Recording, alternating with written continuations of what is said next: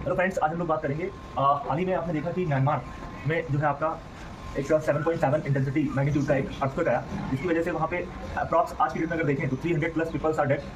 तो ये काफ़ी न्यूज़ में है, तो इसलिए म्यांमार कहीं ना कहीं न्यूज़ में हो जाता है। म्यांमार न्यूज़ में हो जाता है और आपसे एग्जामिनर ये पूछ सकता है कि म्यांमार कितने कंट्रीज के साथ सीमा शेयर करता है। इसको याद करने के लिए मेरे पास निमोनिक है, आप याद करिएगा CBI-LT।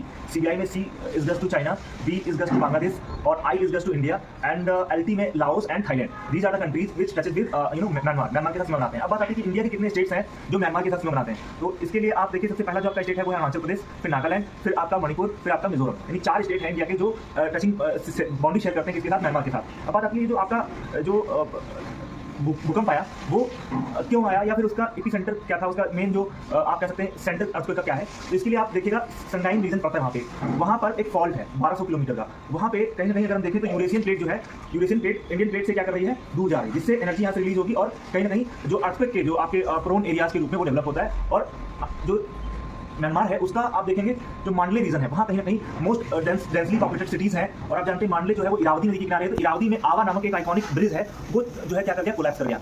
और इसके अलावा अगर हम देखें तो 4 बैक टू बैक आपके वहाँ पे क्या आते हैं, जो आपके अर्थक्वेक आते हैं। उसमें पहला जो होता है वो 7.7 इंटेंसिटी का होता है, दूसरा जो होता है वो होता है 7.2 का, और फिर उसके बाद 4.0 का, फिर 4.2 का। ये इंटेंसिटी लेवल है आपके जो आप कह सकते हैं अर्थक्वेक का।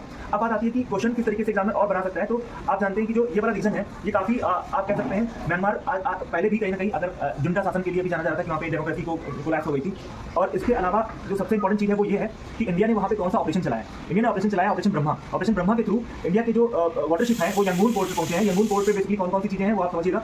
यंगून पोर्ट पे 2 आपके INS जो आपका आप कह सकते हैं सावित्री और INS सुजाता। INS सावित्री और ये यही है दोनों, ये याद रखिएगा। INS सावित्री है और INS सतपुड़ा है, 2 चीजें। इनको भेजा है बेनामी ने और वहाँ पे ह्यूमैनिटेरियन रिलीफ जो है आपकी वहाँ पे दी जा रही है इंडिया के द्वारा। और इंडिया ने वहाँ पे 180 अप्रॉक्स NDRF यानी national disaster response force teams को भेजा है। और कहीं ना कहीं पूरी इंडिया ने काफी ह्यूमैनिटेरियन एड के रूप में आप कह सकते हैं जो मेडिसिन है या फिर जो आपके खाने के लिए चीजें उनको जो है वहाँ पे प्रोवाइड करने का पूरा जो है आपका प्रयास किया। इस तरीके से जो है आपके जितने भी डायमेंशन हैं म्यांमार के वो मैंने बता दिया। और एक लास्ट में चलते हैं आपको चीज बता दें, आसियान जो आपका जो संगठन है उसका मेंबर है आपका जो है वो म्यांमार। याद रखिएगा आसियान का मेंबर है बट सार्क का मेंबर नहीं है म्यांमार। तो इस तरीके से आप जानते हैं Myanmar capital, Myanmar old name उसका बर्मा है और म्यांमार की कैपिटल जो है वो क्या है आपकी, वो है नैपीदाओ। और अगर एंशिएंट टाइम में देखें तो काफी इंपॉर्टेंट चीजें नहीं है, वहाँ पे ढेर सारे बुद्धिस्ट मॉन्क के टेंपल है, वहाँ पे पैगोडा है और पैगोडा वगैरह वो सब कोलैप्स कर गए हैं, जो कहीं ना कहीं कल्चरली बॉन्डिंग है हमारी म्यांमार के साथ। तो आई होप आपको चीजें समझ आई होंगी। ओके।